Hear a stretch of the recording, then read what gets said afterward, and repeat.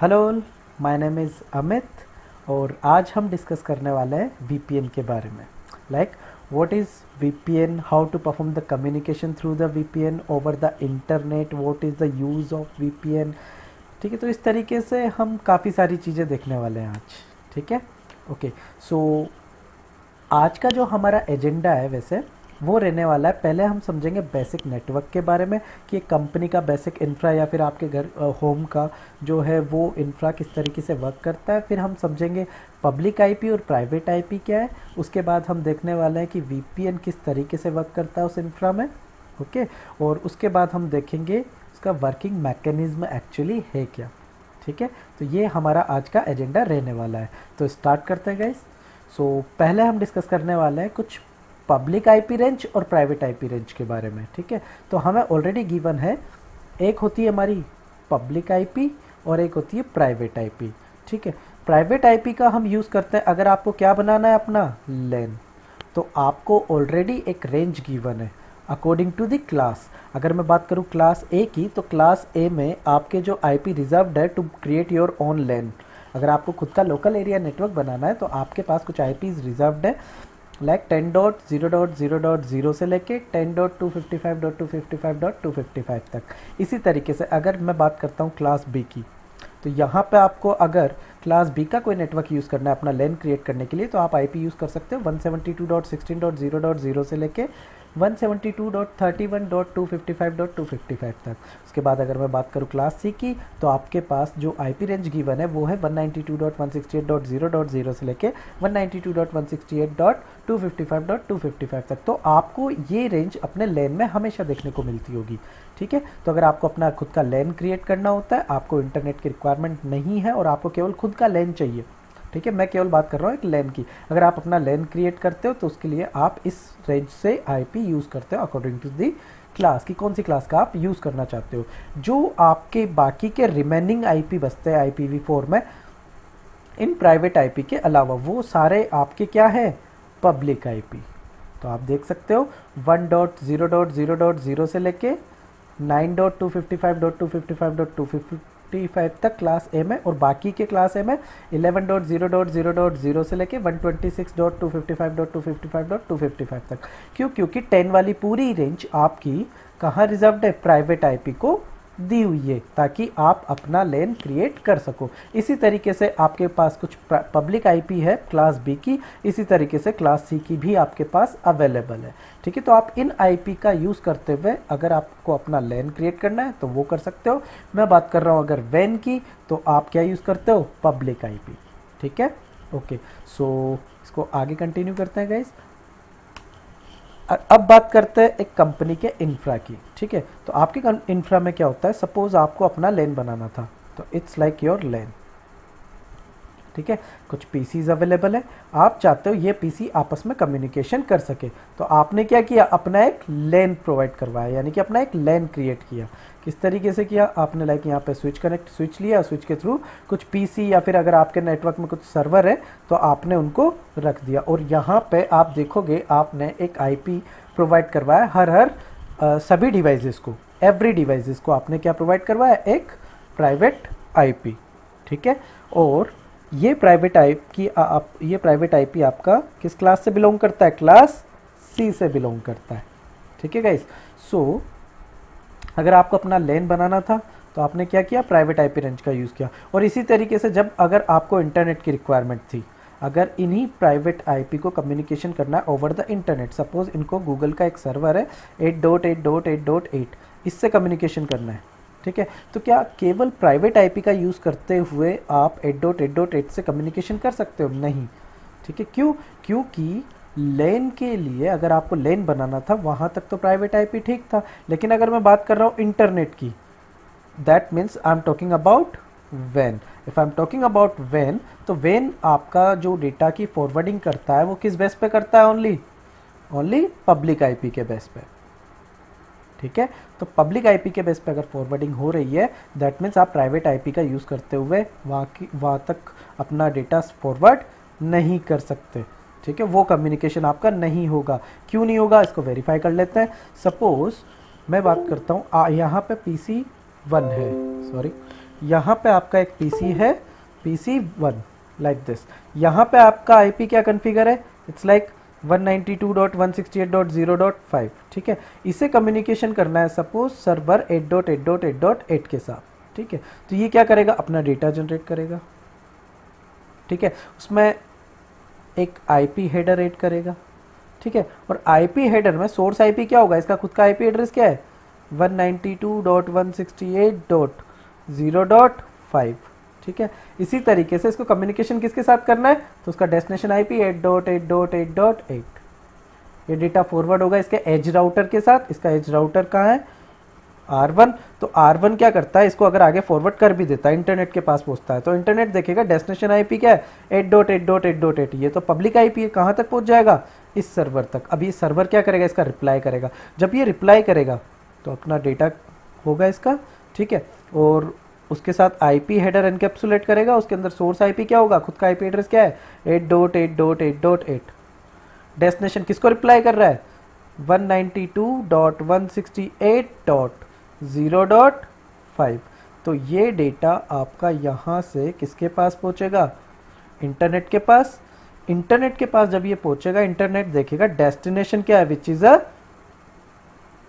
Private IP. और internet के पास क्या कभी प्राइवेट आईपी की इंफॉर्मेशन होती है, वो कहाँ कनेक्टेड है, नहीं होती, क्योंकि हो सकता है इसी तरीके से किसी और कंपनी का भी कोई एक ही राउटर था और यहाँ पे भी इसने भी क्या किया हुआ है, सेम प्राइवेट आईपी यूज़ किया हुआ है, लाइक 192.168.0.0,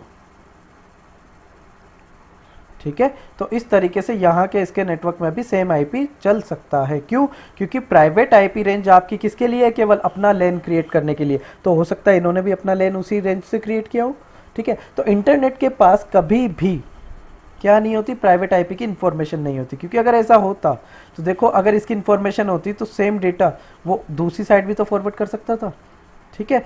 तो होता क्या है यहाँ पे, इंटरनेट जो है आपका वो केवल क्या करता है, किस बेस पे कम्युनिकेशन करता है, अगर मैं वैन की बात कर रहा हूँ या इंटरनेट की बात कर रहा हूँ, तो केवल पब्लिक आईपी के बेस पे कम्युनिकेशन करता है, ठीक है। दैट मीन्स ये 8.8.8 जो सर्वर का आईपी है, इसे यहाँ पे मिला होगा एक पब्लिक आईपी है, ठीक है। इसी तरीके से क्या होता है, अगर आपको इंटरनेट के थ्रू कम्युनिकेशन करना है तो आप क्या करते हो, एक आईएसपी को कॉल करते हो, सपोज इट्स लाइक एयरटेल और इट्स लाइक जियो, ठीक है। आपने किसी को भी कॉल किया, आपने बोला हमें इंटरनेट की रिक्वायरमेंट है, तो अपनी आपकी साइड आएंगे, आपके होम नेटवर्क में, आपके लैन नेटवर्क में एक राउटर लगा के चले जाएंगे, जैसे यहाँ पे है लगा हुआ है, ठीक है। और इस राउटर पे वहाँ पे एक सर्विस होती है net, which is network address translation.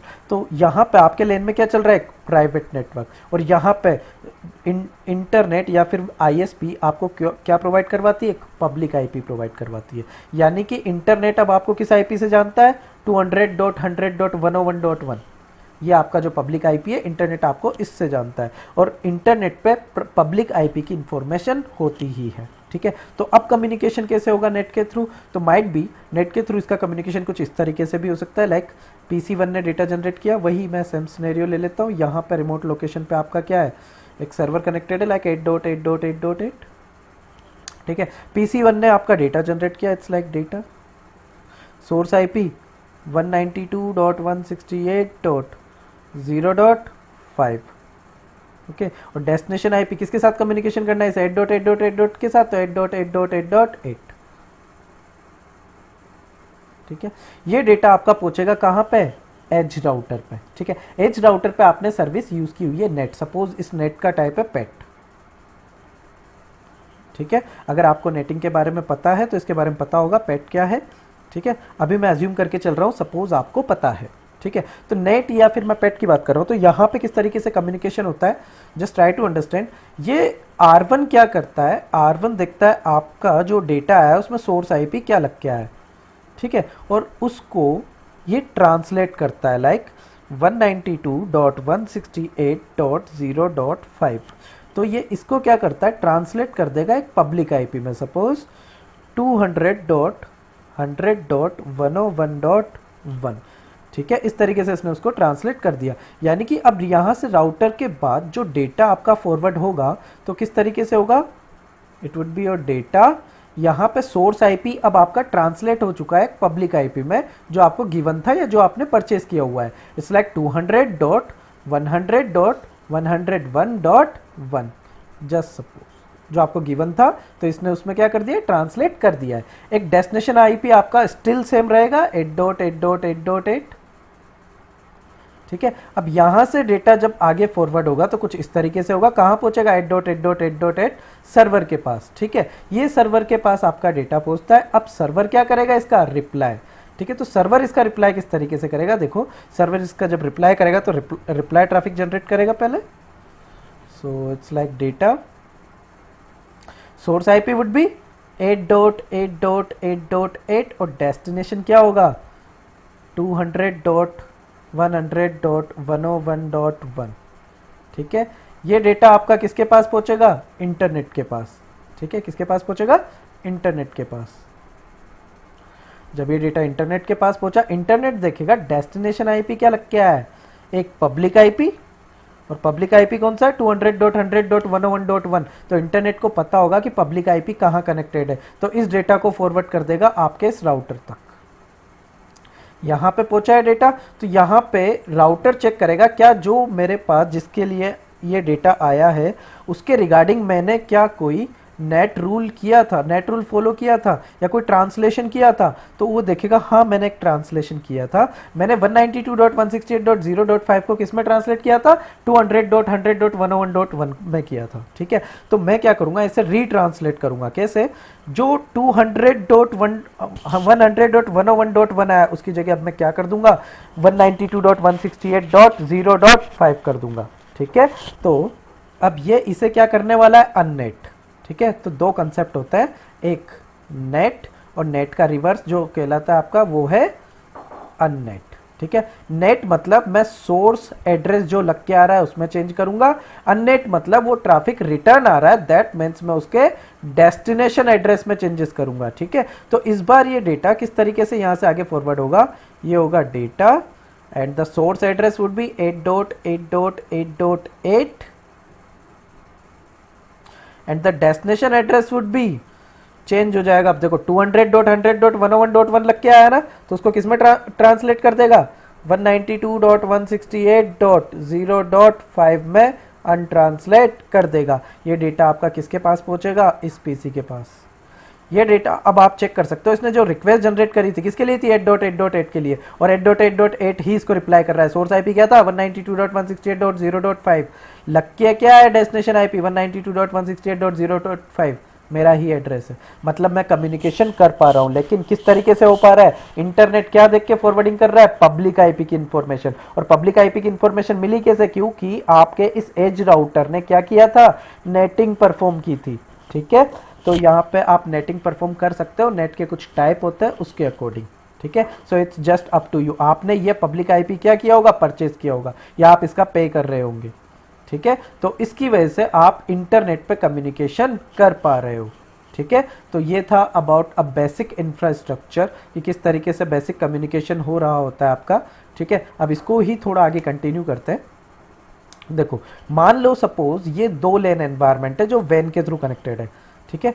Suppose मैं मान के चलता हूं ये एक कंपनी है लाइक ABC, ये भी एक कंपनी है लाइक XYZ, ठीक है। इन दोनों का एक लैन एनवायरनमेंट है। पहले मैं लैन की बात करता हूं। अगर लैन एनवायरनमेंट है दैट मीन्स इन्होंने कॉन्फ़िगर किया होगा क्या, प्राइवेट नेटवर्क बोथ साइड, यानी कि यहाँ पे चल रहा होगा 192.168.1.0 का एक नेटवर्क जस्ट सपोज, और here I am using LAN network like 192.168.2.0 का नेटवर्क यहाँ पे, ठीक है। तो ये आपके दो डिफरेंट प्राइवेट लैन है, ठीक है, ओके। अब मैं बात करता हूँ वैन की, ठीक है। तो वैन ने क्या किया होगा, आपका जो कम्युनिकेशन है वैन के साथ, तो वैन आपको प्रोवाइड करवाती है एक पब्लिक आईपी। सपोज इन्होंने आपको प्रोवाइड करवाया 101.1.1.10, इसी तरीके से यहाँ पे XYZ है, इसको भी क्या मिला होगा, एक public IP like 102.1.1.10 just suppose, ठीक है।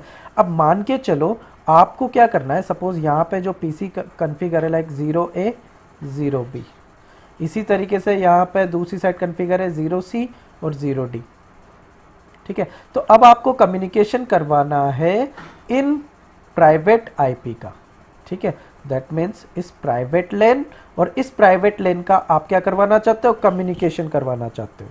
ठीक है, तो ये आप किस तरीके से करवा सकते हो, तो यहाँ पे आप नेट के थ्रू करवा सकते हो, लेकिन उसमें प्रॉब्लम क्या आएगी वो देखो। देखो, NATing can be used over here to perform the communication between two private network. किस तरीके से आप यहाँ पे एक नेट रूल बना सकते हो, लाइक अगर आपको कम्युनिकेशन करना है किसको, बाहर अगर कोई कम्युनिकेशन करना है आपको, तो यहाँ पे लाइक सपोज ये 0A है, 0A को मैक्सिमम कम्युनिकेशन करना होता है 0C के साथ। ठीक है, तो आप नेट रूल लगा सकते हो कि यहाँ से जब भी ट्रैफिक आए, है ना, तो उसके अंदर सोर्स ट्रांसलेशन क्या हो, 101.1.1.10। जस्ट सपोज लाइक यहाँ से अगर मैं ट्रैफिक की बात करूँ तो किस तरीके से आएगा, ये डेटा जनरेट करेगा अपना, मैं PC 0A के रेस्पेक्ट में बात करता हूँ। अगर 0A कम्युनिकेशन करना चाहता है 0C के साथ, ठीक है, that means 192.168.1.1, suppose it's your 1.1, it's your 1.2 and 0C is like your 2.1 and it's like your 2.2. It's your 1.1 and it's your 1.2. Okay, तो मैं बात कर रहा हूँ यहाँ पे, it's like 192.168.1.1 want to perform the communication with whom, 192.168.2.1 just suppose। तो क्या है, कम्युनिकेशन वैसे पॉसिबल है नहीं है क्योंकि दोनों प्राइवेट है। ठीक है, तो डेटा समझो इनका फ्लो कैसे होगा, तो डेटा होगा सोर्स IP 192.168.1.1, डेस्टिनेशन 192.168.2.1, इस तरीके से होगा। अगर ये फ्लो आपका ये डेटा पहुंचता है एज राउटर के पास और edge router as it is वेन के पास या इंटरनेट के पास इसे फॉरवर्ड कर देता है, तो इंटरनेट देखेगा डेस्टिनेशन IP क्या है 2.1, यानी कि एक प्राइवेट IP। तो क्या प्राइवेट IP के रिगार्डिंग को एंट्री होगी इंटरनेट के पास, नहीं होगी, तो इसको क्या वो आगे फॉरवर्ड कर पाएगा, नहीं कर पाएगा। इसी तरीके से अगर मैं बात करूं लैन 2 की, तो यहाँ पे भी इसी तरीके से डेटा जनरेट करेगा अपना। सोर्स IP क्या होगा 192.168.2.1 और डेस्टिनेशन क्या होगा 192.168.1.1। ठीक है, मीन्स 0C अगर 0A से कम्युनिकेशन करता है तो ये इसी तरीके से अगर इंटरनेट के पास डेटा फॉरवर्ड होता है तो डेस्टिनेशन चेक होगा विच इज़ अ प्राइवेट, अगर प्राइवेट है तो आगे डेटा फॉरवर्ड हो ही नहीं पाएगा, इंटरनेट आगे फॉरवर्ड कर ही नहीं पाएगा। दैट मीन्स इस तरीके से तो कम्युनिकेशन नहीं हो सकता, लेकिन आप करवाना चाहते हो। ठीक है, तो आप करवा सकते हो via using net, but it would be more costly, ये बहुत ज़्यादा कॉस्टली होगा आपके लिए। किस तरीके से, आपको कुछ पब्लिक IP परचेज करने होंगे regarding the same, 1-to-1 user communication करवाना चाहते हो आप तो। ठीक है, तो कैसे होगा, यहाँ पे जब डेटा आ रहा है तो आप यहाँ पे नेट रूल कॉन्फ़िगर कर सकते हो। ठीक है, और नेट में दोनों चीज़ों में आप चेंज कर सकते हो, सोर्स भी और डेस्टिनेशन भी। तो क्या लगा रहे हो, अगर आपका सोर्स आता है 192.168.1.1 तो उसे आप ट्रांसलेट कर दोगे किसमें 101.1.1.10 में, जस्ट सपोज। इसी तरीके से अगर आपका डेस्टिनेशन आता है, आप डेस्टिनेशन नेट भी लगा सकते हो। ठीक है, सो ये भी एक नेट का टाइप है। तो अगर डेस्टिनेशन आता है आपका क्या 192.168.2.1 तो आप इसे चेंज कर दो लाइक 102.1.1.10 के अंदर। ठीक है, तो ये हुआ आपका क्या नेट रूल। ठीक है, तो इस नेट रूल के अकॉर्डिंग अब किस तरीके से फॉरवर्डिंग होगी देखो, तो यहाँ पे आपका जो डेटा आगे फॉरवर्ड हो रहा है तो आप उसी में वही चेक करो। यहाँ से ये डेटा है आपका, सोर्स क्या लग क्या है 192.168.1.1, तो 1.1 को मुझे ट्रांसलेट किस में करना है 101.1.1.10 में, अगर सोर्स ये लग के आया तो 101.1.1.10 हो गया मेरा सोर्स। और अगर डेस्टिनेशन मेरा क्या है 192.168.2.1 तो इसे मैं किस में ट्रांसलेट कर दूं, इसे मैं ट्रांसलेट कर दूंगा 102.1.1.10 के अंदर। ठीक है, ये डेटा आपका किसके पास पहुंचेगा, इंटरनेट के पास। इंटरनेट देखेगा डेस्टिनेशन क्या है 102.1.1.10, वो कहाँ कनेक्टेड है, इस साइड XYZ पे, तो इस डेटा को आगे फॉरवर्ड कर देगा, यहाँ पे पहुंचेगा। ठीक है, अब यहाँ पे आपको क्या करना पड़ेगा, यहाँ पे भी कुछ नेट रूल कॉन्फ़िगर करना पड़ेगा सेम एज इट इज, कुछ इसी तरीके से। ठीक है, किस तरीके से किया आपने वो देख लो कि अगर आपका सोर्स आता है क्या 192.168.2.1, तो उसे आपको ट्रांसलेट करना है किस में, उसे आपको ट्रांसलेट करना है 102.1.1.10 के अंदर, ठीक है। और इसी तरीके से अगर आपके पास डेस्टिनेशन आता है अंदर से 192.168.1.1, तो उसको आपको ट्रांसलेट करना है 101.1.1.10 के अंदर, ठीक है। तो अब होगा क्या, इसी के रिगार्डिंग देखो, जब ये आपने नेट रूल बनाया अंदर से बाहर जा रहा हो तो, यहाँ पे भी बनाया अंदर से बाहर जा रहा हो तो, लेकिन जब ट्रैफिक रिवर्स में आएगा तो क्या होगा, इसका जस्ट रिवर्स फॉलो होगा। जो नेट रूल बनाया है उसका जस्ट रिवर्स पाथ फॉलो होगा। तो ये डेटा किसके पास पहुंचा, इस एज राउटर के पास, ठीक है, XYZ के एज राउटर के पास यहां पहुंचता है, तो इसका जस्ट रिवर्स फॉलो होगा। तो यानी कि अगर आपका डेस्टिनेशन है या डेटा है 102.1.1.10 के लिए, तो उसे किसे अनट्रांसलेट करना है, उसे ट्रांसलेट करना है 192.168.2.1 में, यानी कि आपका डेटा होगा, ठीक है। अब इसमें देखो सोर्स क्या लग गया है 101.1.1.10, तो 101.1.1.10 को किस में ट्रांसलेट करना है, इसमें डेस्टिनेशन 192.168.1.1, तो ये सोर्स होगा इसका क्योंकि अनट्रांसलेट कर रहे हैं, तो 192.168.1.1 में इसे ट्रांसलेट कर देगा, अनट्रांसलेट करेगा मींस। और डेस्टिनेशन आपकी किस में हो जाएगी, 102 को किस में रिवर्स करना है, 192.168.2.1 में। उसके बाद ये डेटा किसके पास चला जाएगा, 2.1 के पास। इस तरीके से 0C के पास ये पहुंचेगा, ठीक है। अब 0C क्या करेगा, इसका रिप्लाई, तो इसका रिप्लाई ट्रैफिक कैसे होगा वो चेक कर लो जरा। 0C जब आपका इसका रिप्लाई कर रहा है तो data source IP would be 192.168.2.1 और डेस्टिनेशन क्या होगा 192.168.1.1, 1.1 को ही करेगा रिप्लाई, ठीक है। अब यहाँ पे डेटा किसके पास पहुंचेगा, इस एज राउटर के पास। यहाँ आपने नेट रूल कॉन्फ़िगर किया हुआ है क्या, कि अगर सोर्स हो 2.1 तो उसे किस में चेंज कर दो 102.1.1.2 के अंदर, सॉरी 10 के अंदर। और डेस्टिनेशन किस तरीके से चेंज कर दो, अगर हो 192.168.1.1 तो उसे चेंज कर दो 101.1.1.10 के अंदर, ठीक है। तो इसी तरीके से इस डेटा में कुछ चेंजेस होंगे। डेटा किस तरीके से दिखाई देगा यहाँ पे, it's like your data, sorry pen change कर लेते हैं यहाँ पे, okay, so it's like your data source IP would be 192.160 sorry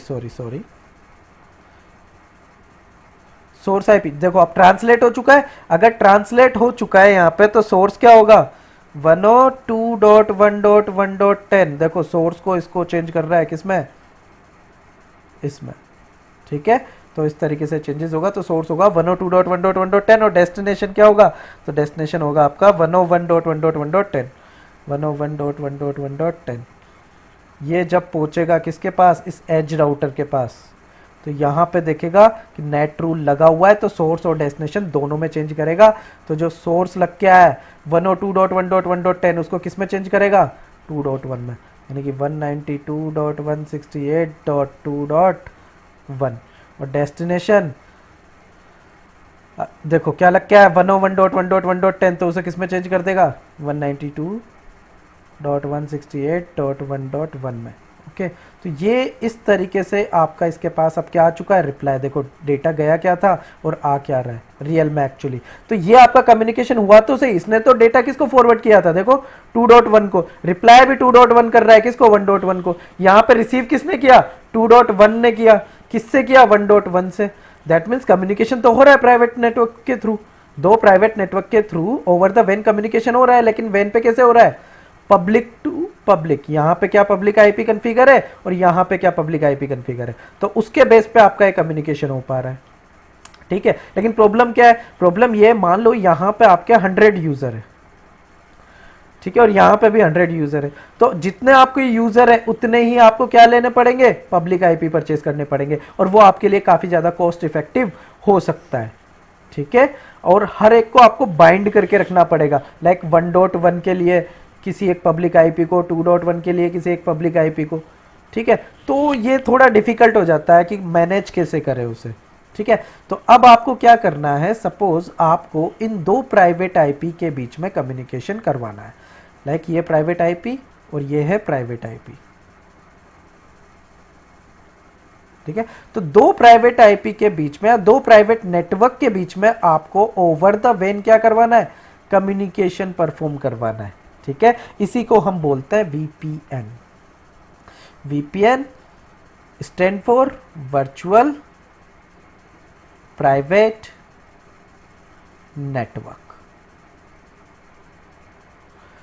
virtual means which is not physically exist, ऐसा नेटवर्क जो वर्चुअल है और क्या है, प्राइवेट है।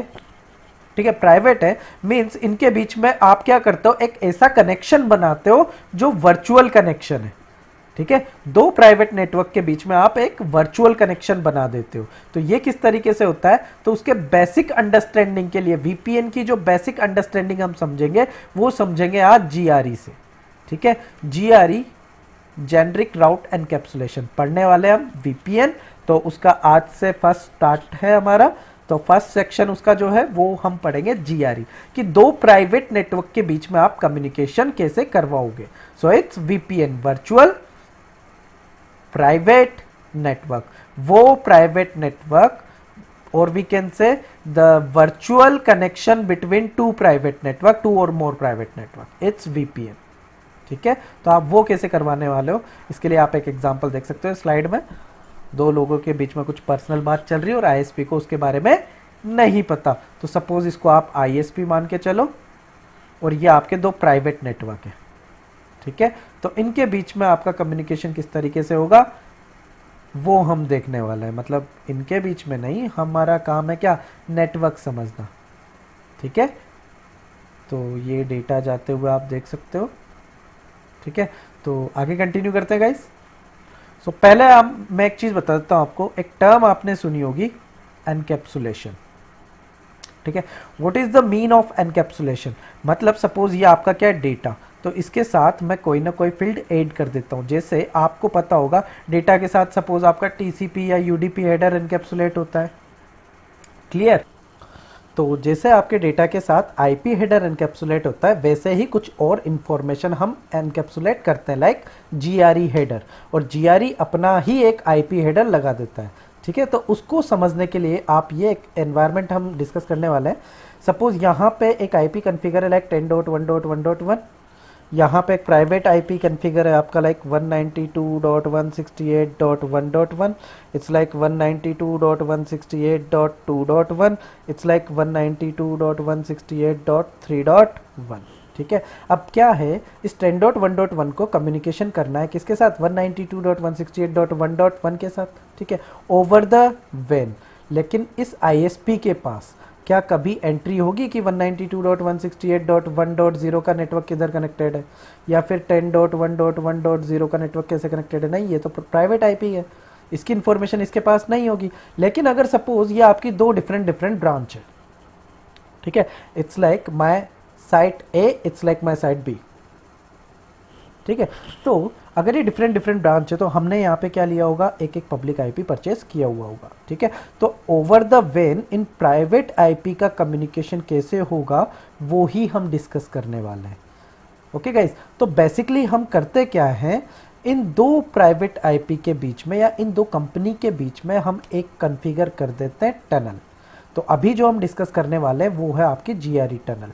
ठीक है, तो जीआरई टनल किस तरीके से कॉन्फ़िगर होती है। ठीक है, तो ऐसा कुछ नहीं है कि आप यहाँ से एक वायर कनेक्ट करने वाले हो, एक वायर इधर से एक वायर इधर से, और डायरेक्ट कम्युनिकेशन कराओगे, नहीं, इट्स अ वर्चुअल टनल।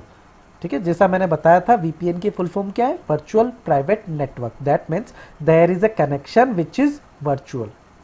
तो एक वर्चुअल कनेक्शन आप बनाओगे। ठीक है, अब ये वर्चुअल कनेक्शन बनेगा कैसे, तो यहाँ हम बात करेंगे एनकैप्सुलेशन की। ठीक है, तो यहाँ पे होता क्या है, एक्चुअली यहाँ से सपोज कोई भी डेटा आपका जा रहा है, आगे फॉरवर्ड हो रहा है, तो किस तरीके से फॉरवर्ड होगा, इट्स लाइक डेटा, उसके साथ source IP like 10.1.1.1 which is a private IP. Suppose the destination IP would be like 192.168.1.1। इसको इस सर्वर 1 से कम्युनिकेशन करना था, जिसपे क्या कॉन्फ़िगर है, इट्स 1.1, 1.2 एंड 1.3। लास्ट के दो ऑक्टेट मैंने नोट डाउन किए यहाँ पे, इट्स लाइक योर 10.1.1.1। ओके तो अब ये यहाँ से डेटा जब भी आगे फॉरवर्ड हो तो मैं क्या चाहता हूँ, एक एनकैप्सुलेशन प्रोसेस हो। क्या एनकैप्सुलेशन हो, इसके साथ एक हेडर ओवरहेड हो जाए और उसमें सोर्स आईपी हो क्या 101.1.1.10 जो आपका पब्लिक फेसिंग इंटरफेस है या पब्लिक आईपी है आपका, और डेस्टिनेशन हो 102.1.1.10 लाइक 102.1.1.10। ठीक है, अगर ये इंफॉर्मेशन है और ये इंफॉर्मेशन आपकी किसके पास पहुंचती है, डेटा आईएसपी के पास, तो आईएसपी देखेगा सोर्स आईपी क्या लग क्या है 101.1.1.10 which is a public IP, destination क्या है 102.1.1.10 which is also a public IP. अगर ये पब्लिक आईपी इस पब्लिक के आईपी के लिए आया है तो आईएसपी को इसके बारे में तो इन्फॉर्मेशन होगी इसकी राउटिंग टेबल में कि 102.1.1.10 कैसे कनेक्टेड है, तो ये डेटा को किधर फॉरवर्ड कर देगा, आपकी साइट बी पे। यहां पे जब ये डेटा फॉरवर्ड हुआ तो यहां पे तो आप देख सकते हो कि किसके लिए आया डेटा 102.1.1.10 के लिए, मेरा आईपी यही है। अगर ये मेरे लिए ही आया है तो मैं इसको चेक करूंगा, मैं देखूंगा डेस्टिनेशन क्या है, उसके बाद इस पैकेट को हटाऊंगा, फिर उसके बाद देखूंगा इसके अंदर कुछ इन्फॉर्मेशन आई है, एक्चुअली डेटा के साथ एक और आईपी हेडर है और उसमें जो एक्चुअल आईपी हेडर है उसमें क्या इन्फॉर्मेशन आई है 192.168.1.1 डेस्टिनेशन आईपी है आपका। दैट मीन्स ये डेटा किसके लिए आया है 192.168.1.1 के लिए। इस तरीके से यहाँ पे पहुंचता है। जब ये रिप्लाई करेगा तो किस तरीके से रिप्लाई करेगा, इसका रिप्लाई ट्रैफिक भी देख लेते हैं। ये अपना डेटा जनरेट करेगा, उसमें सोर्स आईपी क्या होगा 192.168.1.1 और डेस्टिनेशन क्या होगा 10.1.1.1। तो 10.1.1.1 है क्या प्राइवेट आईपी, तो ये डेटा किसके पास फॉरवर्ड होगा, इसके एज राउटर R2 के पास। R2 देखेगा डेस्टिनेशन क्या है 10.1.1.1, इसको आगे फॉरवर्ड करना है, तो मैं क्या करता हूं इसके साथ एक इंफॉर्मेशन और एनकैप्सुलेट कर देता हूं। ठीक है, उसमें सोर्स आईपी यूज करता हूं लाइक 102.1.1.10 और डेस्टिनेशन यूज करता हूं लाइक 101.1.1.10 जस्ट। अब ये क्यों कर रहा हूं मैं यही सोर्स और यही डेस्टिनेशन, क्योंकि ये हम इसे बताते हैं कि आपको यहाँ से डेटा फॉरवर्ड करना है तो किस तरीके से एनकैप्सुलेशन करना है, उस पर करेंगे अभी डिस्कस हम। ठीक है, तो यहाँ से डेटा जब आगे फॉरवर्ड होगा किसके पास पहुंचेगा, इंटरनेट के पास, आईएसपी के पास। आईएसपी देखेगी डेस्टिनेशन क्या है 101.1.1.10 एक पब्लिक आईपी है, तो पब्लिक आईपी के पास यहाँ पे फॉरवर्ड होगा। तो ये देखेगा किसके लिए आया डेटा 101.1.1.10, मेरा भी एड्रेस क्या है 101.1.1.10, तो इस एड्रेस को रिमूव करूंगा। उसके बाद देखूंगा इसके अंदर भी कुछ इन्फॉर्मेशन है, क्या है डेस्टिनेशन क्या लग क्या है 10.1.1.1 यानी कि वो डेटा किसके पास किसके लिए आया 10.1.1.1 के लिए। फिर वो देखेगा इसको इन्फॉर्मेशन को हटा के कि इसके अंदर क्या है, डेटा में रिप्लाई आया है जिसकी रिक्वेस्ट आपने शेयर की थी। दैट मीन्स यहां पे जो कम्युनिकेशन ये कर रहा है किसके साथ कर रहा है 192.168.1.1 के साथ, ये रिप्लाई कर रहा है किसको 10.1.1.1 को। दैट मीन्स ये किस तरीके से कम्युनिकेशन कर रहे हैं, इनको ऐसा लगेगा कि सामने वाला जो डेस्टिनेशन है वो मेरे ही कहीं प्राइवेट नेटवर्क में रखा है, ना कि पब्लिक आईपी कहीं दूर किसी दूसरी लोकेशन पे, रिमोट लोकेशन पे। ठीक है, और यहां से आईएसपी को कैसा फील होगा कि डेटा किसके लिए कौन जनरेट कर रहा है 101.1.1.10 कर रहा है और किसके लिए कर रहा है 102.1.1.10 के लिए कर रहा है। इसीलिए इस लॉजिकल कनेक्शन को जो आपने लॉजिकल कनेक्शन स्टेब्लिश किया बाय यूजिंग एनकैप्सुलेशन, उसी को हम बोल देते हैं टनल। ठीक है, ओके तो ये किस तरीके से हो रहा होता है। आई होप थोड़ा बहुत आपको बेसिक अंडरस्टैंडिंग हुई होगी। तो अब मैं बता देता हूं आपको कि जीआरई में किस तरीके से होता है। If I am talking about GRE, that means हम यहाँ पे क्या करते हैं, कुछ टनल इंटरफेस क्रिएट करते हैं। आई होप आपको पता होगा कुछ लॉजिकल इंटरफेस होते हैं जैसे वर्चुअल इंटरफेस होते हैं, वैसे ही कुछ वर्चुअल टनल इंटरफेस होते हैं जिसके थ्रू आप टनल क्रिएट करते हो। तो आप क्या करते हो, दो टनल इंटरफेस क्रिएट करते हो, टनल में डिफाइन करते हो टनल सोर्स क्या लगाना है और टनल डेस्टिनेशन क्या लगाना है। If I am talking about R1 site which is your site A, अगर मैं साइट ए की बात करूं तो सोर्स क्या लगाया गया है 101.1.1.10 और डेस्टिनेशन क्या लगाएगा 102.1.1.10। जिसके साथ आपको वर्चुअल कनेक्शन बनाना है उसका एड्रेस होगा डेस्टिनेशन और खुद का क्या होगा 101.1.1.10, ताकि जो भी डेटा आपका उस वर्चुअल कनेक्शन के थ्रू आगे फॉरवर्ड हो उसमें सोर्स आईपी क्या एनकैप्सुलेट हो जाए दिस वन और डेस्टिनेशन दिस वन। इसी तरीके से दूसरी साइड भी आपको क्या बनाना है, एक टनल इंटरफेस बनाना है और उसको भी क्या असाइन करना है, एक टनल सोर्स और टनल डेस्टिनेशन। टनल सोर्स क्या होगा, आपका पब्लिक आईपी और डेस्टिनेशन क्या होगा, आपके पीयर का पब्लिक आईपी। ठीक है, तो इसे अब हम प्रैक्टिकली देख लेते हैं किस तरीके से हम ये टनल इंटरफेस क्रिएट करेंगे, किस तरीके से इंफॉर्मेशन क्रिएट करेंगे, दैट मीन्स कैसे हम टनल क्रिएट करने वाले हैं। ठीक है, टनल इंटरफेस जब आप बनाते हो तो टनल इंटरफेस को आप क्या असाइन करते हो, एक प्राइवेट आईपी।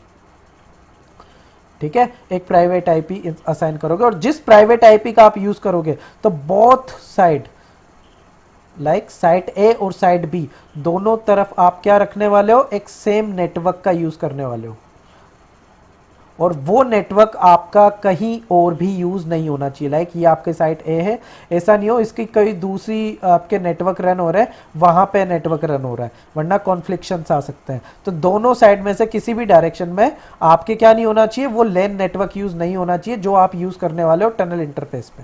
तो एक प्राइवेट आईपी होगा वो, जो कहीं और आपके लेन में कॉन्फ़िगर नहीं होना चाहिए। तो ओके गाइस, तो इसको प्रैक्टिकली हम देख लेते हैं। तो ये टनल जो है हम कॉन्फ़िगर करने वाले हैं, तो उसके लिए प्रैक्टिकल करते हैं। तो प्रैक्टिकल करने के लिए जिस टूल का मैं यूज़ करने वाला हूँ वो है GNS। Okay guys, so this is my topology. ठीक है, यहाँ पे मैंने सभी का एक्सेस लिया हुआ है। It's like your PC, okay, and R1 and ISP, R2 server, server 1, server 2, server 3।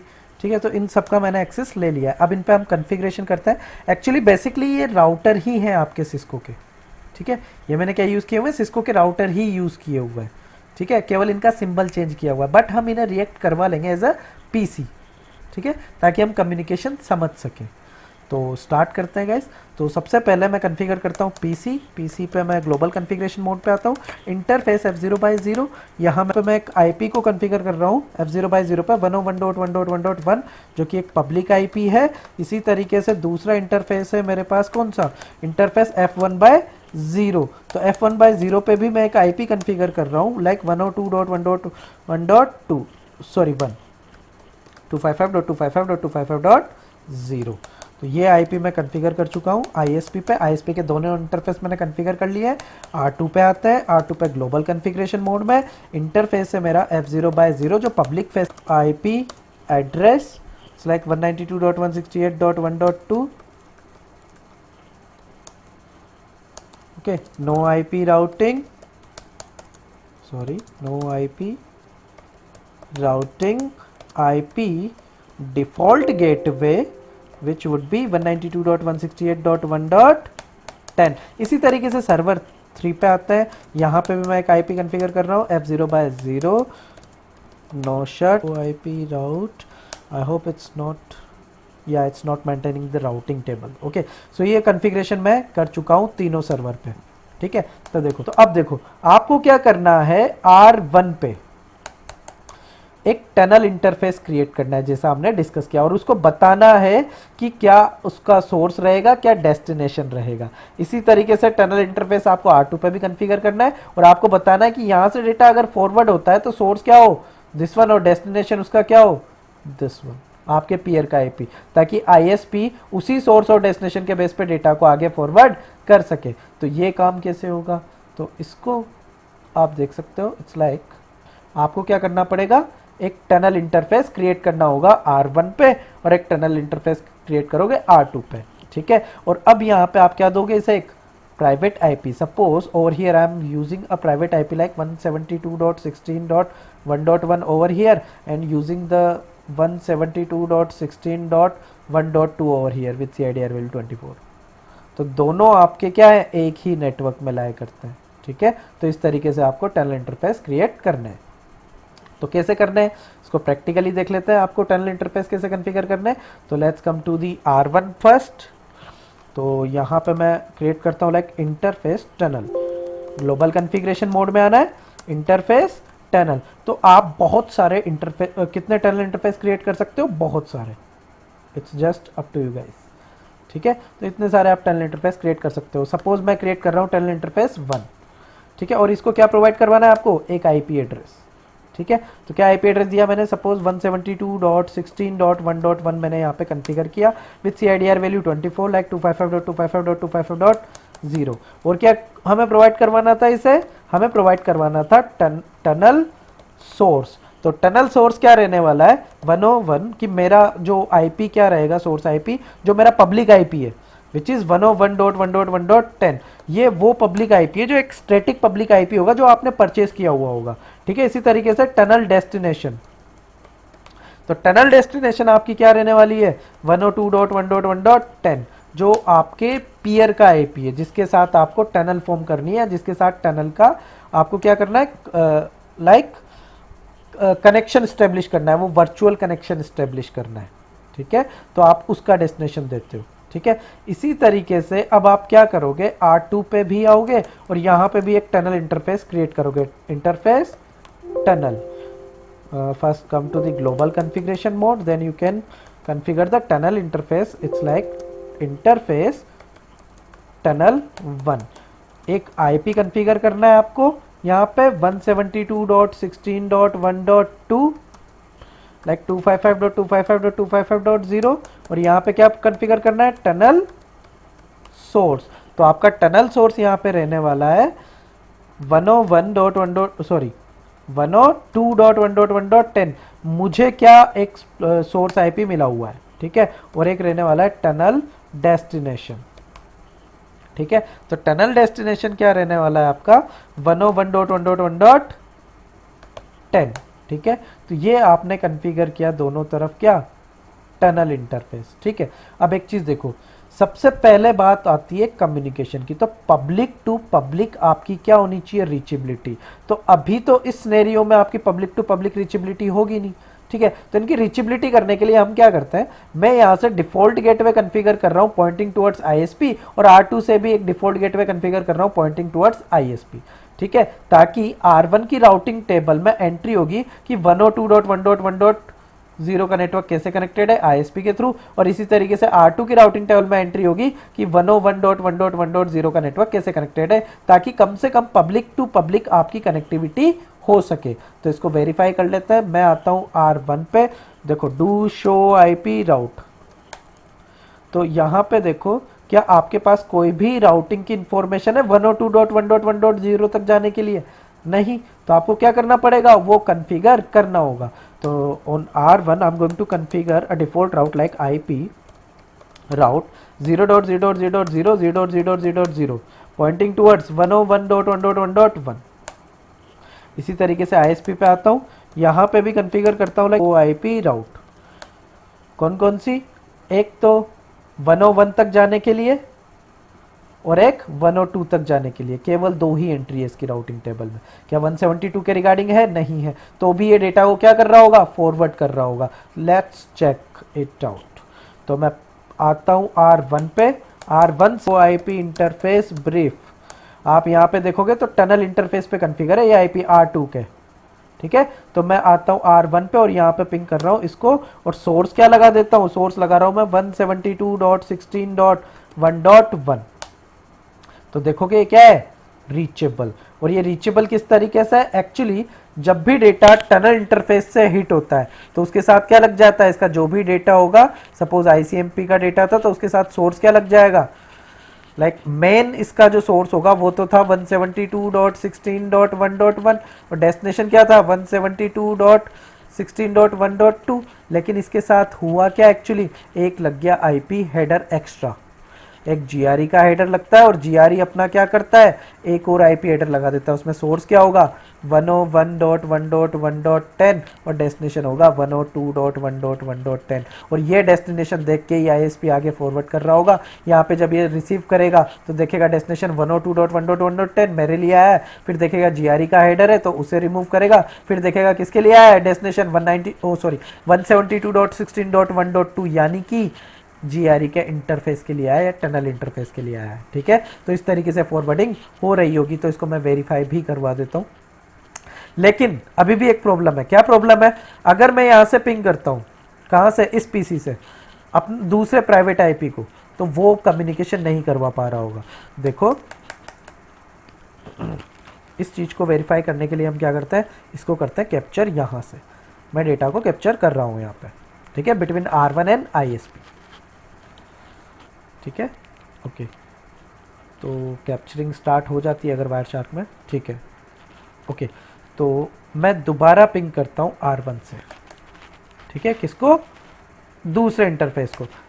अब देखो यहाँ पे डेटा इसी इंटरफेस से निकला होगा, तो चेक करते हैं। तो यहाँ पे आपको ICMP के कुछ मैसेजेस दिख जाएंगे, ये रहे। तो किस तरीके से जा रहा है इसको अच्छे से देखो। तो एक ICMP का मैसेज है, ये आपका मेन मैसेज था, उसके साथ मेन आईपी हेडर है, और इस मेन आईपी हेडर में देखो सोर्स क्या लग रहा है 172.16.1.1, डेस्टिनेशन क्या लग रहा है 172.16.1.2। ठीक है, अब ये किसके साथ एनकैप्सुलेट हुआ देखो, GRE के साथ, और GRE ने अपना क्या लगाया, एक और आईपी हेडर लगाया। इसमें सोर्स क्या है 101.1.1.10 और डेस्टिनेशन क्या है 102.1.1.10, जो हमने टनल इंटरफेस को डिफाइन किया था। तो टनल इंटरफेस से अगर डेटा जब भी आगे हिट होगा तो किस पे जाएगा, किस तरीके से जाएगा, GRE हेडर एनकैप्सुलेट होगा, उसके साथ एक और आईपी हेडर एनकैप्सुलेट होगा, उसमें सोर्स और डेस्टिनेशन जो डिफाइन किया हुआ है आपने इंटरफेस पे वो ही यूज होगा।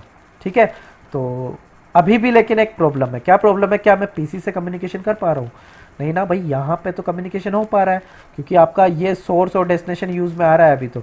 लेकिन अगर मैं पीसी से कम्युनिकेशन करता हूँ, पीसी पे आ जाओ, पीसी से भी तो होना चाहिए, लेकिन क्या पीसी से कर पा रहा हूँ? पीसी पे आओ, यहाँ से मैं पिंग करता हूँ किसको, लाइक 192.168.1.1 को, तो क्या कम्युनिकेशन हो पा रहा है? नहीं हो पा रहा। स्टिल ISP ड्रॉप कर रही होगी, क्यों?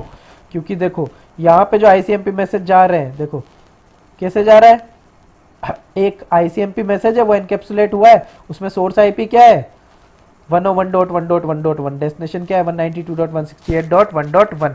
क्या पब्लिक आईपी है? नहीं ना, प्राइवेट आईपी है। तो प्राइवेट आईपी है तो फिर ISP क्यों फॉरवर्ड कर रही होगी? तो क्यों ऐसा हो रहा है? एक्चुअली क्या हुआ, इस चीज को अच्छे से समझो आप। यहां से डेटा जनरेट हुआ पीसी से, ठीक है, इसने क्या किया, अपना आईपी एडर ऐड किया। ठीक है, जब इसने अपना आईपी एडर ऐड किया तो आईपी एडर में एक तो यूज किया क्या, सोर्स एड्रेस। तो सोर्स एड्रेस क्या है 10.1.1.1, एक यूज किया डेस्टिनेशन। तो किसको, किसके साथ इसे कम्युनिकेशन करना है 192.168.1.1 के साथ।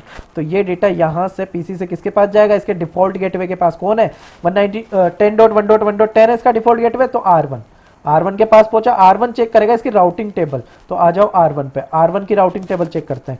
शो आईपी राउट, कहां पे जाना है, इसे जाना है 192.168.1.1 के पास। तो उसके रिगार्डिंग मेरे राउटिंग टेबल में कोई प्रीफिक्स है?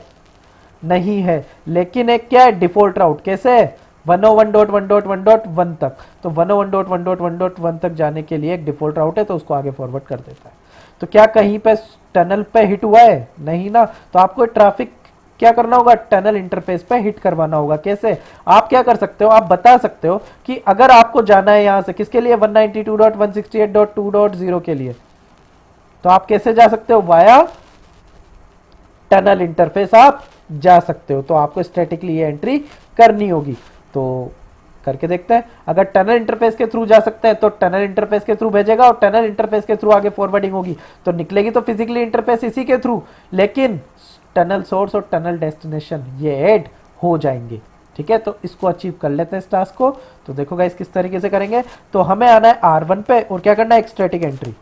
इस तरीके से अगर आपको जाना है आईपी राउट कहां तक 192.168.1.0 के नेटवर्क तक, 255.255.255.0 तक, तो कैसे जा सकते हो, आप जा सकते हो 172.16.1.2 के थ्रू, जो आपके पीयर के टनल का आईपी है। ठीक है, यानी कि नेक्स्ट हॉप का यूज कर रहा हूं मैं स्टैटिक राउटिंग में। आप इसको अपने टनल इंटरफेस के थ्रू, यानी कि टनल इंटरफेस 1 एग्जिट इंटरफेस भी यूज कर सकते थे। ठीक है, ये स्टैटिक राउटिंग का कंसेप्ट है। ओके गाइस, सो इसी तरीके से आप आ सकते हो R2 पे। R2 पे भी आप आईपी राउट अगर कहां तक जाना है 10.1.1.0 तक जाना है, 255.255.255.0 मीन CIDR वैल्यू 24। कैसे जा सकते हो 172.16.1.1 के थ्रू जा सकते हो। तो अब आपका ये कम्युनिकेशन पॉसिबल हो रहा होगा। Let's verify it. Okay guys, तो मैं आता हूँ पीसी पे। पीसी से मैं कम्युनिकेशन करता हूँ लाइक 192.168.1.1 को मैं यहाँ से पिंग करता हूँ, इट्स रीचेबल। इसी तरीके से मैं पिंग करता हूँ 192.168.1.2 को, ये भी रीचेबल है। इसी तरीके से मैं पिंग करता हूँ 192.168.1.3 को। ठीक है, तो ये भी आपका क्या है, रीचेबल है। ठीक है, अब अगर इसी तरीके से मैं यहाँ से टेलनेट सर्विस इनेबल करता हूँ, कहाँ पे, सर्वर 1 पे। लाइक मैं आता हूँ सर्वर 1 पे, यहाँ पे बोलता हूँ लाइन VTY 024, उसके बाद मैं बोलता हूँ ट्रांसपोर्ट इनपुट ओलिया, ताकि मैं रिमोटली एक्सेस जितनी भी सर्विसेज है सबको इनेबल कर सकूँ इस सर्वर पे। मैं बोलता हूँ यहाँ पे पासवर्ड सिस्को, ओके। और उसके बाद मैं आता हूँ PC1 पे और इसका एक्सेस लेने की कोशिश करता हूँ। तो देखो PC1 से मैं सर्वर 1 का एक्सेस लेने की कोशिश करता हूँ। लाइक मैं ले रहा हूँ टेलनेट एक्सेस 192.168.1.1 का। जब मैं इसका एक्सेस लेता हूँ ये मुझसे क्या पूछ रहा है, password which is Cisco. And अगर आप ये देखो सर्वर 1 का क्या मिल चुका है, आपको एक्सेस मिल चुका है। लेकिन इसका एक ड्रॉबैक है गाइस। क्या ड्रॉबैक है, यहाँ से जितना भी डेटा आपका फॉरवर्ड हो रहा है which is not secure. Like मैं आपको बता देता हूँ, इसको दोबारा से हम यहाँ पे इस इंटरफेस पे मैं कैप्चर करके दिखाता हूँ। यहाँ से इसको अगर मैं कैप्चरिंग पे लगाता हूँ और दोबारा हम डेटा कैप्चर करके देखते हैं कि किस तरीके से डेटा फॉरवर्ड हो रहा है, ठीक है। तो यहाँ पे कैप्चरिंग ऑन हो गई है। अब मैं वापस से PC1 पे आता हूँ। PC1 से यहाँ पे मैं दोबारा इसको एग्जिट करता हूँ। दोबारा मैं यहाँ से लेता हूँ टेलनेट लाइक 192.168.1.1 का। तो आप देखोगे मुझे एक्सेस मिल चुका है। अब क्या रिक्वायर्ड है, पासवर्ड।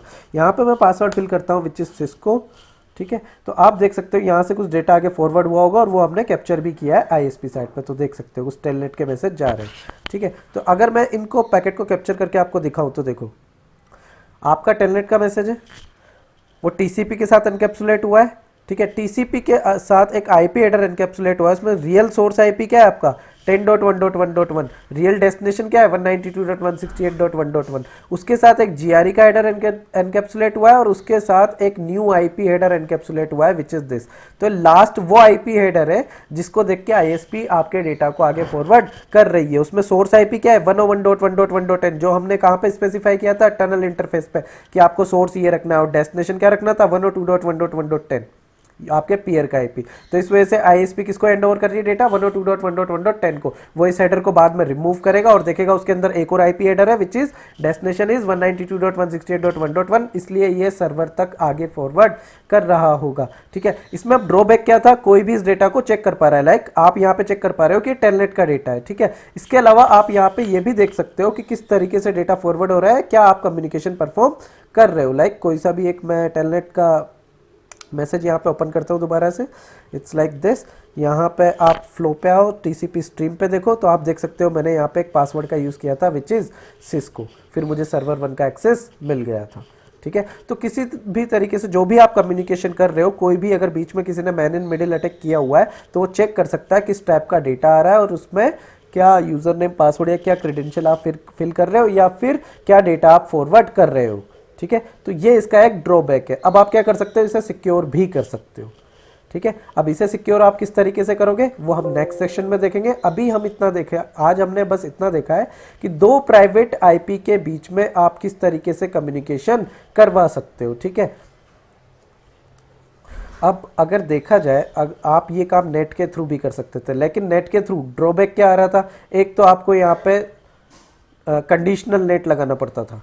कंडीशनल नेट मीन्स आप सोर्स में भी चेंज करते थे और डेस्टिनेशन में भी चेंज करते थे। यहाँ पे भी आपको कंडीशनल नेट लगाना पड़ता था, सोर्स में भी और डेस्टिनेशन में भी। ऊपर से आपके पास जितने भी यूज़र होंगे, यहाँ पे सपोज 1000 यूज़र कनेक्टेड है तो उनके साथ, और यहाँ पे सपोज 100 यूज़र कनेक्टेड है, 100 सर्वर कनेक्टेड है, उनके बीच में कम्युनिकेशन करवाना है तो यहाँ पे उतने ही क्या स्पेसिफाई करने पड़ेंगे, नेट रूल आपको स्पेसिफाई करने पड़ेंगे। उसके अलावा एक और ड्रॉबैक था क्या, आपको हर यूज़र के लिए क्या क्या रिक्वायर्ड था, आप करते थे उन्हें बाइंड करते थे एक पब्लिक IP में। तो हर यूज़र के लिए आपको एक पब्लिक IP रिक्वायर्ड है, तो जितने ज़्यादा यूज़र होंगे उतने ज़्यादा पब्लिक IP रिक्वायर्ड होंगे, ठीक है। तो वो आपके लिए थोड़ा कॉस्ट इफेक्टिव था, वो ज़्यादा कॉस्टली था। तो और बर्डन भी था एक नेटवर्क एडमिन के ऊपर, उसे बार बार नेट रूल बनाने पड़ रहे थे, ठीक है। तो आप उसकी जगह क्या यूज़ कर सकते हो, GRE यूज़ कर सकते हो। अब बात आती है इसे सिक्योर करने की, वो हम हमारे नेक्स्ट सेशन में देखने वाले हैं। आई होप इतना आपको समझ में आया होगा। Okay guys, so thank you, nice to meet you.